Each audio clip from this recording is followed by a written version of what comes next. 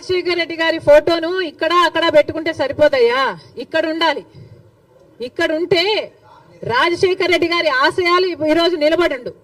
ఇక్కడ లేదు కాబట్టే రాజశేఖర రెడ్డి గారి జలయజ్ఞాన్ని గాల్లోకి వదిలేశారు, రాజశేఖర రెడ్డి గారి ఫీజు రీయింబర్స్మెంట్ గాల్లోకి వదిలేశారు. ఇక్కడ లేదు కాబట్టే రాజశేఖర రెడ్డి గారి ఆరోగ్యశ్రీకి కూడా బాకీలు పెట్టారు. రాజశేఖర రెడ్డి గారు అంతగా చెప్పుకుంటున్నారు కదా, మరి రాజశేఖర రెడ్డి గారి వర్ధంతి మొన్న జరిగిందయ్యా, 75వ వర్ధంతి. ఏం చేశారో చెప్పండి. 75వ జయంతి మొన్న జరిగింది. 75వ జయంతి రాజశేఖర రెడ్డి గారు ఎంత గొప్పగా చేసి ఉండాలి. మరి ఏం చేశాడు జగన్మోహన్ రెడ్డి గారు 75వ జయంతి కోసం? ఇడుపులపాయకి వెళ్ళారు. అక్కడ 5 నిమిషాలంటే 5 నిమిషాలు కనీసం కూర్చోలేదు, నిలబడ్డారు.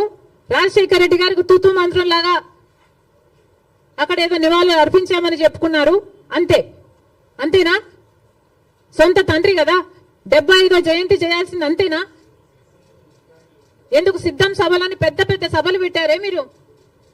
పెద్ద పెద్ద హోర్డింగ్లు పెట్టుకున్నారు కదా, కోట్లు ఖర్చు పెట్టారు కదా, ఒక్కొక్క సభకి 30 కోట్లు 40 కోట్లు ఎంత ఖర్చు పెట్టారు సిద్ధం సభలకు?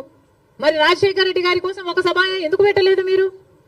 75వ జయంతి కోసం కనీసం ఒక సభ పెట్టడం కాదు కదా, కనీసం వైసీపీ నాయకులు కార్యకర్తలైనా కలిసి నివాళులు అర్పించారా? ఏం చేశారు మీరు? ఇలాగైనా రాజశేఖర రెడ్డి గారి జయంతి జరుపుకోవాల్సింది. 75వ జయంతి కదా, స్పెషల్ కాదా? మీకేం అనిపించలేదా? మా నాయకుడు కాబట్టే, మా తండ్రి కాబట్టే, మా కాంగ్రెస్ పార్టీ ఓన్ చేసుకుంది కాబట్టి రాజశేఖర రెడ్డి గారి కోసం మేము అంత పెద్ద సభ పెట్టడం జరిగింది.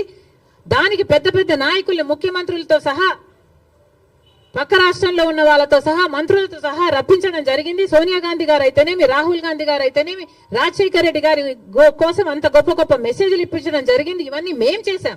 మీరేం చేశారండి? మీరా రాజశేఖర రెడ్డి గారి వారసులు? ఏం చేశారు మీరు రాజశేఖర రెడ్డి గారి 75వ జయంతి కోసం?